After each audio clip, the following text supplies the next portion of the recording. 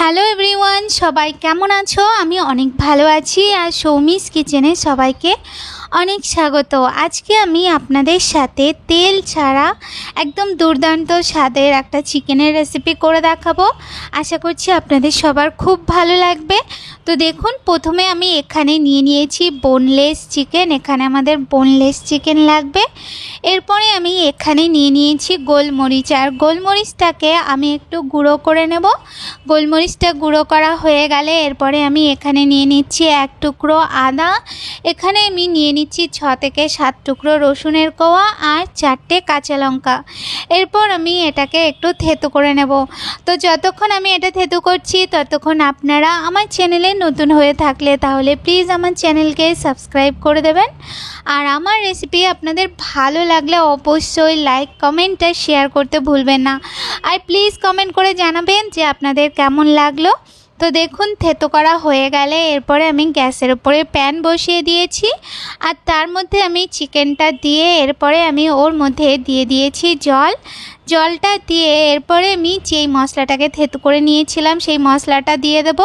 তারপরে আমি ওর মধ্যে দিয়ে দেবো একটু গোলমরিচের গুঁড়ো, আর এখানে আমি দিয়ে দিচ্ছি একটু লবণ। এরপর আমি একটু নাড়িয়ে চাড়িয়ে নিয়ে তারপরে আমি ঢাকা দিয়ে আমি চিকেনটাকে সেদ্ধ করে নেব। আচ্ছা, এখানে একটা কথা, সেটা হলো এখানে ততটাই জল দেবেন যাতে চিকেনটা সেদ্ধও হয়ে যায় আর জলটা শুকিয়েও যায়। তো দেখুন, কিছুক্ষণ পর আমি ঢাকনাটা তুলে দিয়েছি। এখানে চিকেনটা প্রায় সেদ্ধ হয়ে এসছে। এরপর আমি গ্যাসটাকে জোর করে দিয়ে আমি জলটাকে চিকেনের সাথে টানিয়ে নেব। তো দেখুন, চিকেনটা হয়ে গেলে এরপর আমি গ্যাস থেকে নামিয়ে চিকেনটাকে ঠান্ডা করতে দেব। আর এই দিকে আমি গ্যাসের উপরে একটা তাওয়া বসিয়ে দিয়েছি। এরপরে আমি ওর মধ্যে দিয়ে দেব, এখানে আমি দিয়ে দিয়েছি 2টো শুকনো লঙ্কা, 2টো কাঁচা লঙ্কা, আর এখানে দিয়ে দিয়েছি 4-5টার মতন রসুন কোয়া, আর আমি এখানে দিয়ে দিয়েছি একটু আদা কুচি। এরপর আমি এগুলোকে একটু টেলে নেব।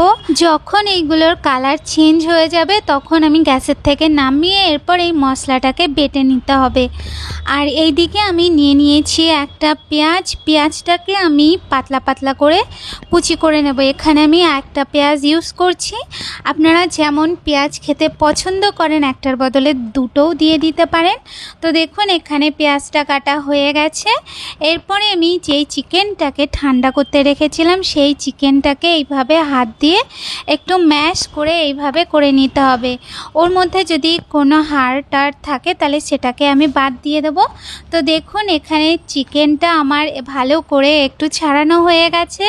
এরপর আমি চিকেনটাকে একটা আলাদা পাত্রে নিয়ে নেব। চিকেনটাকে আলাদা পাত্রে নিয়ে এরপরে আমি ওর মধ্যে দিয়ে দেবো যে পেঁয়াজটাকে আমি কুচি করে নিয়েছিলাম সেই পেঁয়াজটা, আর আমি ওর মধ্যে দিয়ে দেবো যে লঙ্কা আদা রসুনটাকে ভেজে নিয়েছিলাম সেটার পেস্ট। এরপরে আমি ওর মধ্যে দিয়ে দেবো একটু ধনেপাতা কুচি, আর আমি ওর মধ্যে দিয়ে দেবো একটু গোলমরিচের গুঁড়ো যেটা আমি আগে গুঁড়ো করে নিয়েছিলাম। এরপরে আমি ওর মধ্যে দিয়ে দেবো গন্ধরাজ লেবুর রসটা দিয়ে এরপরে আমি চিকেনটাকে ভালো করে মাখিয়ে নেব। চিকেনটা ভালো করে মাখিয়ে নিলেই আমাদের তৈরি হয়ে যাবে বিনা তেলে গন্ধরাজ মুরগির ভর্তা।